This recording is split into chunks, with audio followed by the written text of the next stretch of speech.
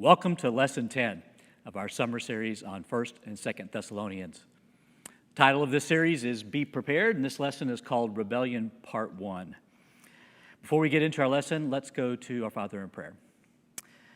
To Father, we're so thankful for this letter that Paul wrote to these Christians in Thessalonica.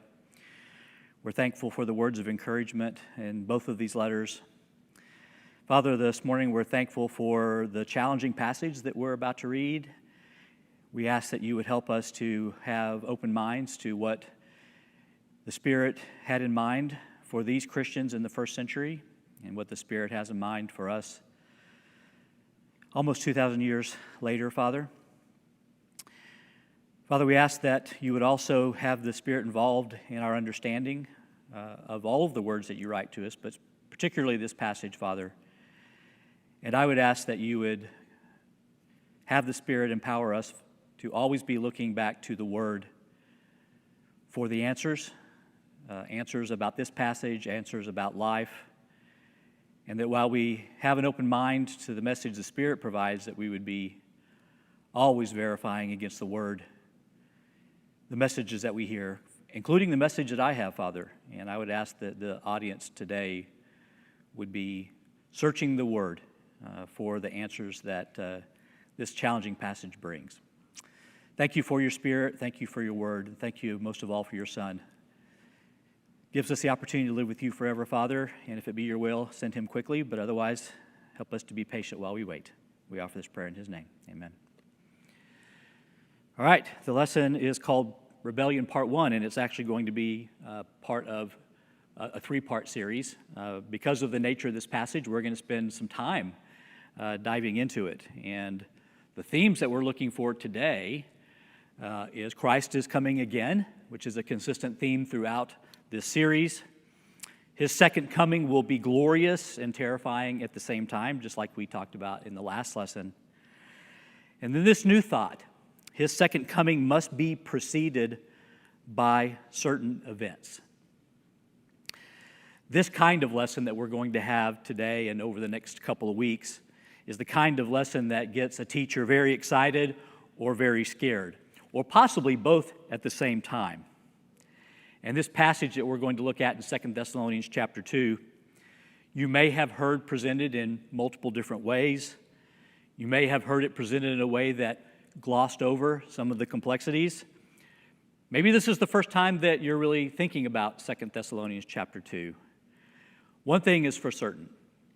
In this series, a lot of what we've been talking about is Eschatology 101 or End Times 101 and thinking about Jesus' second coming and what that's going to look like, and it's basic to our faith. But in this lesson, we're moving to Eschatology 401. This is a senior level class. And so really a teacher has a decision to make, whether they're going to present just what they believe through their study, or are you going to explore the two primary options with this passage. And I think it's appropriate for us to look at the options when we are interpreting this passage and explore what those might be.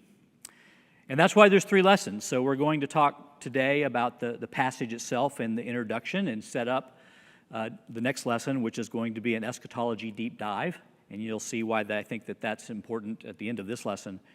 And then the third lesson will be my conclusions and what I believe this passage is telling the first century Thessalonians as well as 21st century Christians today. As part of that, a brief reminder of what we've already covered. And just like I did a few lessons ago where I had the TV 14 warning, we were talking about human sexuality, I'm going to put this little emoji up to indicate that some of the things that we're talking today are very complicated. And you may feel at times like your head's about to explode. So that's okay. Let's do it together, and hopefully no one's brain's going to explode as we step through this. But just a reminder of the eschatology that Paul has already laid out for us, the end times faith theology that he's already presented in the first letter and in other places in the Bible that Paul and Peter and Jesus, which we've studied in past lessons. We know that the second coming of Jesus is going to be a big event. You know, it's going to be not something that's subtle. It's going to be announced with trumpets, and the world will take notice. and things will change in an instant for us. We're going to have a big family reunion in the sky, and then on to heaven where we'll be with the Lord forever. And one of the questions that this study will bring up is, where will we be with the Lord forever? And I think 1 Corinthians 15 seems to answer that, but you'll see that there are different opinions on what that looks like, and we'll talk more about that later. But ultimately, we as believers are going to be judged worthy and then on to heaven. And if you don't believe in Jesus and are opposed to the gospel message, you'll be judged unworthy. And that will be a sad event. Also, one of the things to note in this passage, and I mentioned it when we were studying it during this lesson, is that Paul's use of the word we, when he's talking about we who are left until the coming of the Lord, and we will be caught up with those that preceded us in death, may have created a new question that needs to be answered, that he perhaps unintentionally indicated that this generation, Paul and the Christians that he's writing to, might be the we that are going to be caught up along with those that are raised from the dead. I don't think that was Paul's intention. I think he's talking about we as Christians throughout the generations. We who are alive whenever Jesus comes back are going to be caught up with those who preceded us in death. But nevertheless, it could have been that word choice created a second question, and this is the question that now Paul is going to have to answer. The other reminder is that Paul says that second coming of Jesus is going to be sudden. It's going to be like a thief in the night. There's not going to be a big announcement of that arrival. There may be no signs. In fact, the only sign that there may be about Jesus' second coming is the lack of signs, that there be peace and security and people saying, I don't really expect anything to change. Everything's continuing like it is. And so if you have a situation where things are unsettled and aren't going well, and it's a time of war, that's probably an indication that that's not necessarily when Jesus is coming back. It's more likely to be normal and peaceful. But when Jesus does come, it's going to be sudden, like the start of labor, and unpredictable. And the passages on this are very clear and consistent. It's also very clear that Paul is writing this passage to the Christians in Thessalonica in the first century about something that's in the future for them, not something that is imminent. But he says, be ready regardless, right? And then there was this encouraging passage from 1 Thessalonians 5, where Paul says, may the God of peace himself sanctify you completely, and may your whole spirit and soul and body be kept blameless at the coming of our Lord Jesus Christ. He who calls you is faithful, he will surely do it. And as we talked about, Paul is presenting here a very holistic view of sanctification. It's not just your soul that's involved in sanctification that's made holy for Jesus' second coming, but it's your entire being. It's your body, it's your soul, it's your spirit, and specifically for the purpose of being prepared for Jesus' second coming, and that God himself is personally doing that sanctification. He's making you holy, and because he is faithful, he will surely do as he has promised. Paul was probably very intentional about the words that he chose in this passage, knowing that he was speaking to a Greek audience, and that Greek audience has a specific context, and the words that he used would resonate with them because they thought of the human self in these ways. And so using these words, body, spirit, soul, would have spoken to that audience. It also would have been relevant to a Jewish audience, clearly. But it's also possible that the use of these words also created a second question. And Paul is going to clarify his eschatology in the passage in 2 Thessalonians chapter 2. So here's the first two verses of our passage that we're going to be looking at today. 2 Thessalonians chapter 2, 1 and 2. Now concerning the coming of our Lord Jesus Christ, and our being gathered together to him, we ask you, brothers, not to be quickly shaken in mind or alarmed, either by a spirit or a spoken word or a letter seeming to be from us, to the effect that the day of the Lord has come. So given what he said in 1 Thessalonians 4 and 5, Why would he have to clarify in this way? And I would love to know the question that came to Paul that prompted this answer, especially everything we're going to see in this passage. We don't have that question. And so we have to guess maybe what was in the minds of the Thessalonian Christians and what they asked him that created this response. Because it seems pretty clear in the previous passages, in the previous letter that he wrote to them, as well as what other apostles are saying and Jesus himself is saying, that this event would certainly not be a surprise, and it's in the future. But there seems to be confusion on the timing, and that there's the potential that they believe that in some respect, Jesus had already come and that they were left behind.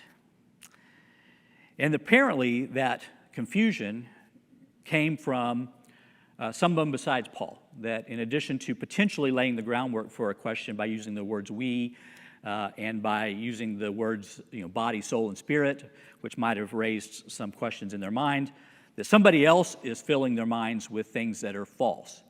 And whether that is a specific letter that was forged and indicated that this is under Paul's name, which Paul seems to imply, or whether it's a message of prophecy coming from somebody who's a false prophet, whatever it is that's got them confused, Paul wants to set them straight on this notion that they could still be here as believers and saved people, and somehow Jesus has come and gathered the believers together.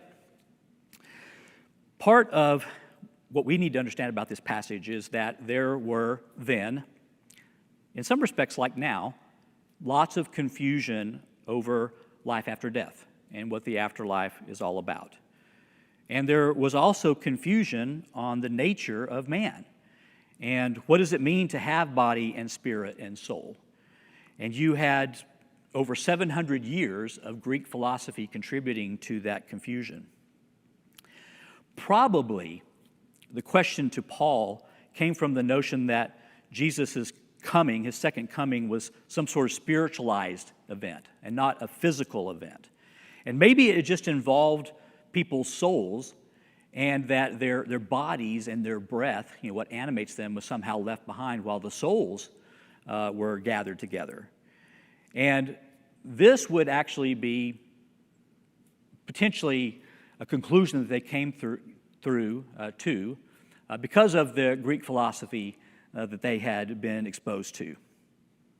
And so we have to spend just a little bit of time thinking about what a Greek audience would be thinking when they were thinking of the nature of man and what it means to have a body and a soul and a spirit.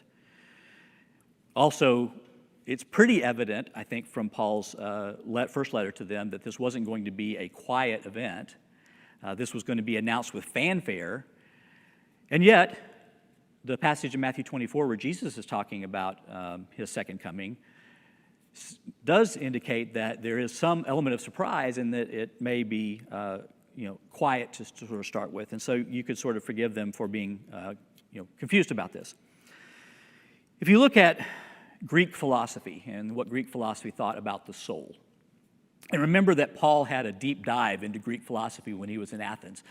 We know that he spent time with the great teachers and people who are steeped in philosophy, and the Sermon on Mars Hill, as he's interacting with people who understood Greek philosophy, reflects that. So he had a deep dive either before then or certainly during his trip to Athens. And even just the way that Greeks learned had a tendency to create confusion. The Socratic method of learning is to propose ideas and have dialogue and debate.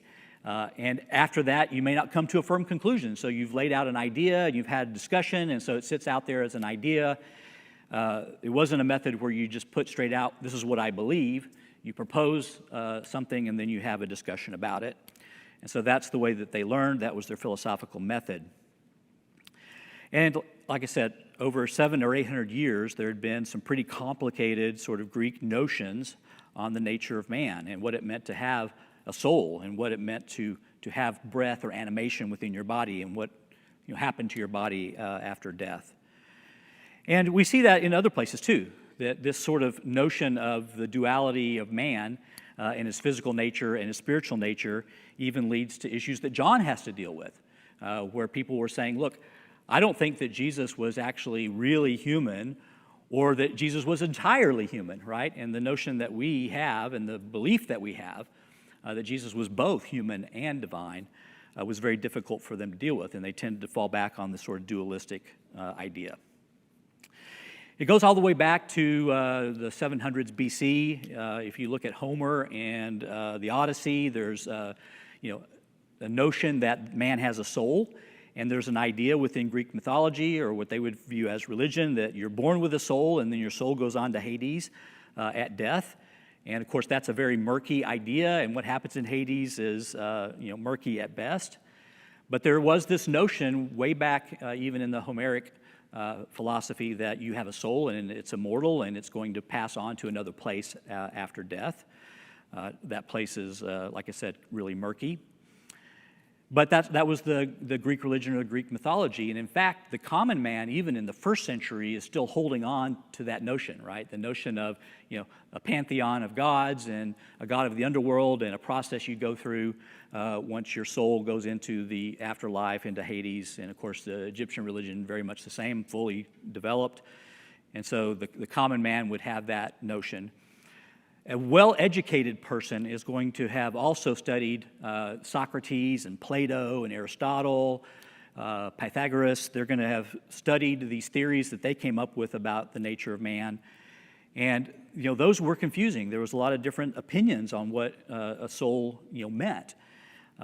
Some theories were that the soul was truly immortal, and a soul existed before it was in a certain person, and then it existed afterwards. There's even a notion of reincarnation within Greek philosophy, where a soul can end up multiple incarnations within different people or in different beings. And the sort of mythological afterlife, this notion of Hades and some of that, started to be downplayed with Socrates and Plato and Aristotle. But what it actually came down to for people living in the first century was that there were two sort of schools of thought. There was a school of thought called the Epicurean Philosophy, and there was a school of thought called the Stoic philosophy. And they thought very differently about this notion of, our spiritual existence. The Epicurean view of things was that all things are basically matter. They're constructed of atoms, according to their understanding of atoms at the time. And that at death, the soul matter is dispersed and is no longer. And that view was pretty consistent with the Sadducees within the Jewish religion, where they also did not believe in an afterlife or a resurrection, certainly not in a reincarnation. And so the Epicureans were kind of in that same area where the Sadducees were. While the Stoic view, which is sort of the alternate view that most people were holding to, had the view that the soul and the spirit are intertwined. They're kind of the same thing. So pneuma, spirit, and psyche, soul, are pretty much the same kind of thing. They're intertwined. And that those souls, while they were mortal and they ultimately would be dispersed, would persist after death. And a particularly good soul, a soul that had done good things in life, would persist even longer than one that was bad. And so they had developed this idea that there was certainly an existence for the soul after death. So Paul is probably very intentional when he uses those words, body, soul, and spirit, in 1 Thessalonians 5, because he wants to connect with that idea, but then he wants to take it and actually present that within the truth, what really happens to us after we die. And of course, that's what he talks about in those passages. He presents this notion that human life is holistic, and it consists of your body, soul, and your spirit, and our future existence has elements of all three aspects. We're going to have a new body. We're still going to have our soul, and there's going to be animation with us, right? It's going to be a different context. It's going to look different, but we shouldn't be thinking about our bodies, our soul, and our spirit as somehow disconnected from one another. We're not. We're beings that are embodied and ensouled, and we're going to get new ones, right? New bodies. But perhaps Paul's use of those words stirred up some Greek philosophical debate. And like we said, perhaps his words, we, stirred up some debate. And maybe he unintentionally enforced the idea that Jesus was coming very soon, or had already come in some sort of fashion, right? He had come in a way like Matthew 24 presents, where he's coming in judgment against that generation. Maybe the idea was that he had come in some sort of way, and there was still a second coming that was going to be more dramatic. Hard to say what they were thinking at that time. But nevertheless, Paul says in this passage that something's going to have to happen before Jesus will come again. And the thing is already in process. And we'll see when we look at the next part of this passage that Paul is referring to as something very specific. And it's interesting as we kind of look at this next part, why Paul didn't refer them to Jesus' own words, his prophecy of the destruction of the temple in Jerusalem, where Jesus says, this has to happen first before the thief in the night event of my second coming. The temple is going to be destroyed, and Matthew 24 sort of talks about that sequence. We'll look at it again very quickly in review. Or was he thinking about his Greek audience and what would be relevant to them and giving them a Greek view or a Greco-Roman view of that same event or a different event? So that's going to be the question as we look at the next passage. Let's talk about why Paul maybe didn't refer to Jesus' words about his second coming in Matthew 24. Just a reminder that Jesus' disciples had asked Jesus 3 different questions. They asked him, when will these things be? In other words, when will the temple be destroyed, as Jesus had said in the first part of that passage? What will be the sign of your coming and the sign of the end of the age? And so Jesus, as you might remember, answers all 3 questions. He says, the signs around the destruction of the temple, they're going to be many. And he said, you're going to start to see them early. He says, some of them are going to be misleading. People are going to say, the Christ has come again, and he's off in the desert. He says, don't pay attention to them. But there are going to be signs about that. And as those signs start to build up and you start to see things happen, start to take notice and get prepared.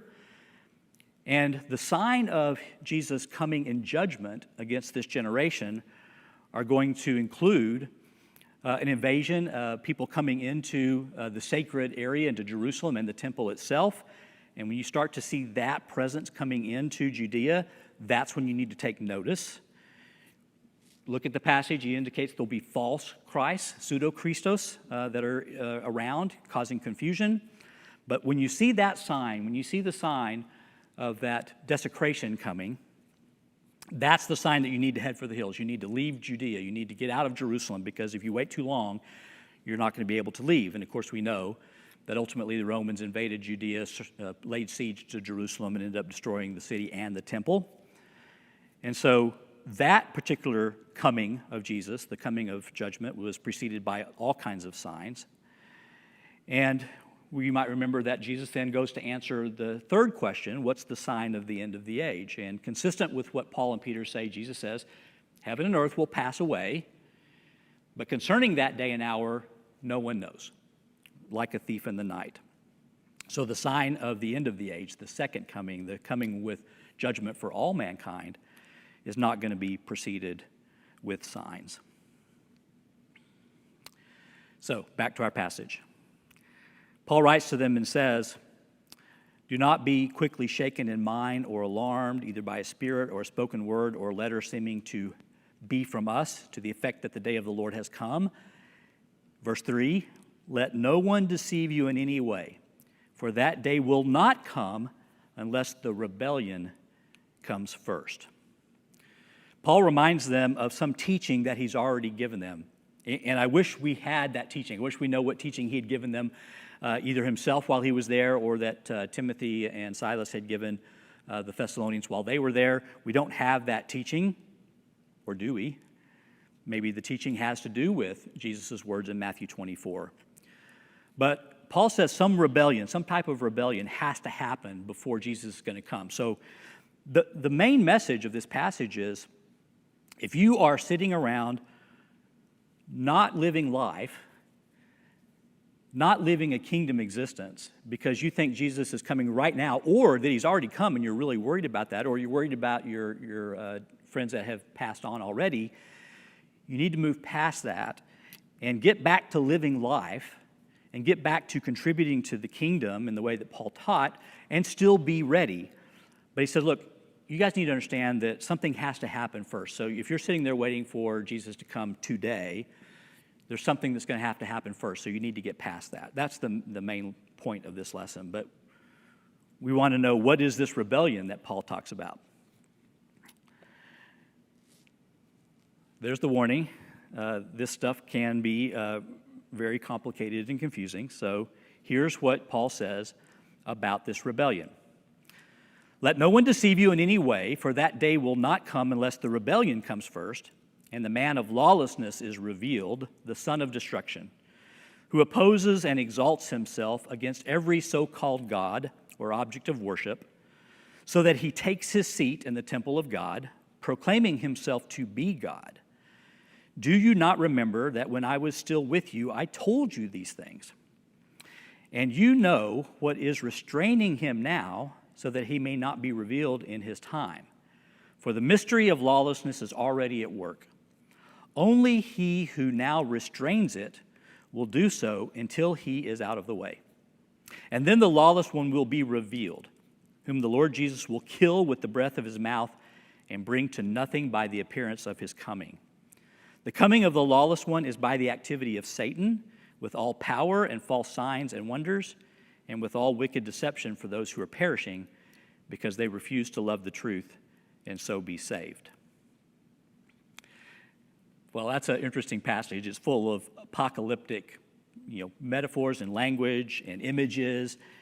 And so to really understand what Paul's talking about, we have to really dissect this passage. But before we do that, I think it's important to note that what you think about this passage probably depends a lot on what you believe about other passages. And whether you studied this passage, whether you were taught this passage, whether you read about this passage as part of a study, it's likely influenced by other stuff. The rebellion involves someone or multiple someones who oppose God and also opposed established religions in general, according to the passage. And it certainly was in their future, in the Thessalonian Christians' future. It's the whole point of Paul's message here. The question for us is it in our past or in our future? And that is a big question. And so as we think about that, once again, just a warning that we're going to kind of look at a lot of really complicated things. But I think in order to understand this passage, not only do we need to think about the context in the first century that Paul was writing to these Christians, we need to think about our modern context too, and that modern context affects how we may view this passage. And we should remember that we're thinking about not only what the Bible has to say, but also likely what other people have had to say on this topic, and maybe even books that we've read. I've got a bunch of them sitting right here. And in fact, I've got a couple of very interesting amillennial books.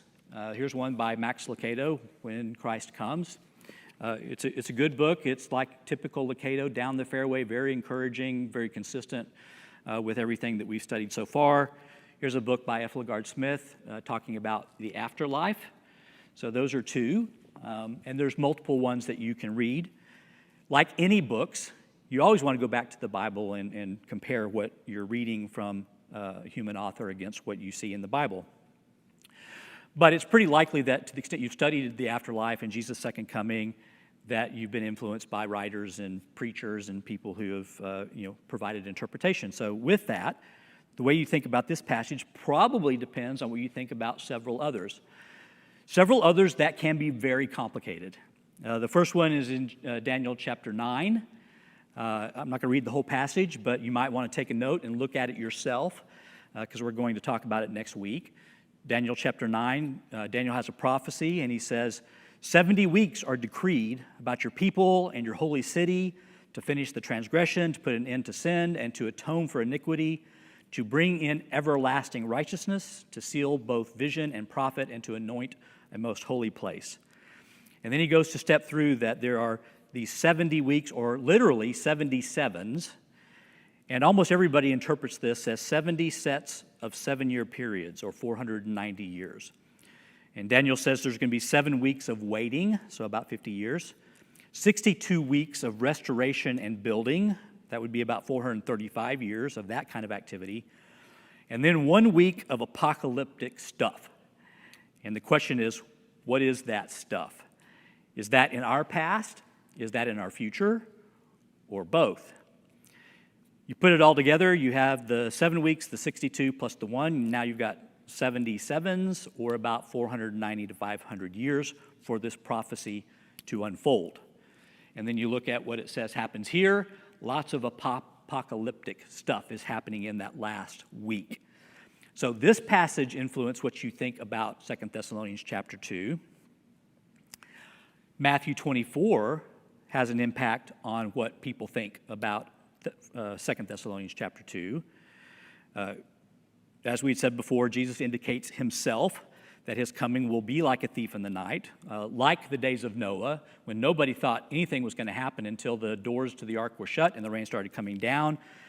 Jesus says, so it will be with the coming of man. 2 men will be in the field, one will be taken, one will be left. 2 women will be grinding at the mill, one will be taken and one will be left. This is talking about the harpazo, the gathering, which is the Latin word raptus, which is where we get the word rapture. And the question is this in our past or in our future?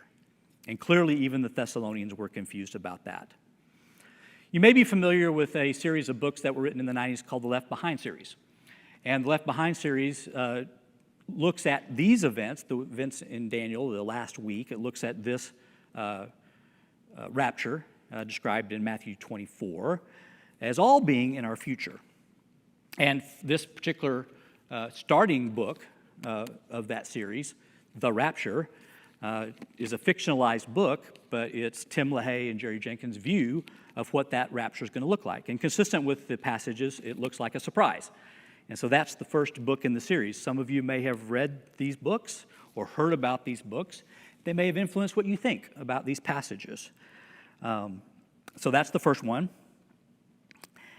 And then you have this passage that we've already looked at where Jesus is talking, in my opinion, about the destruction of the temple or a temple in Jerusalem. And he ties back to Daniel's prophecy that we looked at in Daniel chapter 9, where Daniel says there's going to be an abomination of desolation. And this is going to happen in that last set of sevens, that last week. So middle of that 70th week Daniel's talking about, is that in our past? Is that in our future? Or both in some ways? If you're looking at the Left Behind series, you're going to have 2 books that talk about this as being in our future. Tribulation Force, that talks about this 7 years of tribulation that are going to occur, that they would indicate is coming from Jesus' description. And Desecration, which is the desolation, Abomination of Desolation that Jesus is talking about now. So these books would indicate that this is in our future. And like I said, you may have read the books or been influenced by that thinking. And that's certainly an alternative view. And then passages in 1 John and 2 John are important when we're thinking about 2 Thessalonians 2. Very important, because you will often hear 2 Thessalonians 2 and the son of destruction, this person that Paul's talking about, or persons that Paul's talking about, is tied to the Antichrist. And the word Antichrist only shows up in 1 John and 2 John. Paul talks about this idea or this person first in 1 John chapter 2. He says to his audience, "Children, this is the last hour. And as you've heard that the Antichrist, or that Antichrist is coming, so now many Antichrists have come. Therefore we know this is the last hour." So John's indicating that we know we're in the last days because Antichrists have come and are coming. Sometimes the definite article "the" is included. The ESV translates this properly, that these two instances don't have the definite article "the." It's just a concept, potentially, Antichrist. But then sometimes there is the definite article "the." So, are we talking about a type of individual, or are we talking about a specific individual, the capital A Antichrist? And is that in our past or our future, or potentially both? 2 John chapter 1. "For many deceivers have gone out into the world, those who do not confess the coming of Jesus Christ in the flesh. Such a one is the deceiver and the Antichrist." So, another book in the Left Behind series, they give the Antichrist a name, Nicolae Carpathia, talks about a future Antichrist that opposes and denies the incarnation of Jesus, and that person is going to signal something within that 7-year period after the rapture of the saints. okay? And then the big one, the one that really causes everybody to scratch their head, and frankly, this whole discussion of is this our past, present, or future really revolves around Revelation 19 and 20. And like I said, I'm not going to read this passage, but if you want to look at Revelation 19:17 through chapter 20, this is really where, this passage is where this whole question revolves around. And it's a question around what does John mean when he refers to the 1,000 years or the millennium. The first thing he refers to in chapter 19 is that there's a big conflict that is described. Really big conflict, right? It's got this apocalyptic language, and judgment is occurring, and false prophets and the beast are thrown into the lake of punishment. And so you've got this notion that there's a really big conflict, and some people give that name, conflict, a name Armageddon. So there's a book that talks about Armageddon in the Left Behind series and this big battle that's going to occur. And you just read this language and you would come to the natural conclusion that surely this is the end of days, and surely this can't have already happened because it's so colorful and so apocalyptic. I would point you to Dr. Fair's series on Revelation that was the quarter before this one, and say that a lot of those answers are answered there, and his commentary answers a lot of those questions there. But for a lot of people who look at this passage, this is really what causes them to think differently about past, present, future. And Revelation 20 is where this notion of 1,000 years comes into play. Talks about there is this judgment that occurs, and that the dragon or Satan is bound for 1,000 years, and that for 1,000 years there's punishment for the defeated forces of evil, and that 1,000 years is accompanied by both the reign of Jesus and at least some of the righteous one, the martyrs that were there. And once again, we ask the question, is that our past, present, or future, or all the above? And one more book, Kingdom Come, describes that coming of Jesus, that victory, and then what they describe as a literal 1,000-year reign on earth of Jesus and the saints that were resurrected. The first resurrection is referred to in Revelation. And then, of course, chapter 20 ends up with final battle, Jesus' glorious second coming, as described in the book, and judgment, and ultimately life in heaven. And so you've got the final battle, and there's the final book in the Left Behind series, Glorious Appearing. Okay? And we ask the question, is that our past, present, or future? And of course, pretty much everybody would say that that glorious appearing, that final battle, that judgment is in all of our future. And of course, that is certainly the message that Paul has for these Thessalonian Christians. So, to the extent that this passage has been taught or read, it's likely either explicitly or implicitly linked to one of two dominant millennial theories. What you think about this notion of 1,000-year reign. And you're either thinking, like these books here, that there's a premillennial view that we're not yet in 1,000-year reign, and that's got to be preceded by 7 years of tribulation and a rapture. Or you probably have an amillennial view, or what's called preterism, which is the idea that this 1,000 years is a notion, it's a time period where Jesus is reigning within his kingdom along with us, and that's happening now. So my intent is not to convince anyone to change their mind about where you are, whether you're a premillennialist or an amillennialist. In fact, within our faith tradition, within the Restoration movement, there were three types of thoughts on this.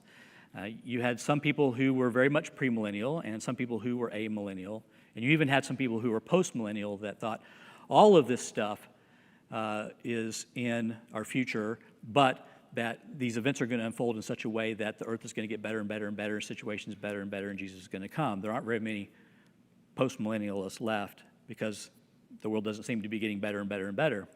But my intention is not to change anybody's mind.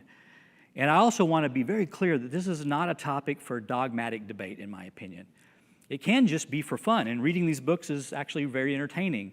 Reading these other books is very encouraging, so I encourage you all to think about this. But I think it's important to understand that modern context and the way that we think about the teaching that we may have heard is really important, to be prepared for conversations with other Christians, where they talk about this passage and say, this is talking about the Antichrist, or they're talking about events in the world that are leading up to Jesus' second coming. And we can be educated by what we read in the Bible to have a conversation. And I also think it's important that the reality of coming judgment, whether it occurs in this premillennial way or whether it occurs in an amillennial way, can be a wake-up call for people who need that wake-up call. And I personally know people who've been saved after reading the Left Behind series because they came to grips with the reality that one way or another, there's a coming judgment and a coming reckoning. So, next week, we're going to do a bit of a deep dive into the two views of the millennium. We'll talk about premillennialism and amillennialism. I did this for an entire quarter with Tim Piles long ago, and I've done this twice with Richard for the high school class. Normally, it's 13 weeks. We're going to do just one lesson on kind of the high level of these two views. And probably that lesson will catch everyone, whether you know it or not. You're going to fit in one of those two categories. If that sounds like too much of a deep dive and that sounds like head-exploding stuff, then skip that lesson and come back in 2 weeks, and I'll tell you what I think this passage means, both for them in the first century and for us in the 21st century. But this is what I would say. One thing for sure, if you're ready when Jesus comes, no matter how that happens, no matter how that unfolds, you will be okay. And that's the message of 1st and 2nd Thessalonians, is be ready. Always be ready. And that way, no matter how it unfolds, you're going to be okay. And that's not a head-exploding message. That is a message of hope and a message that in the future, we will be with him. So, grace to you and peace from God our Father and the Lord Jesus Christ.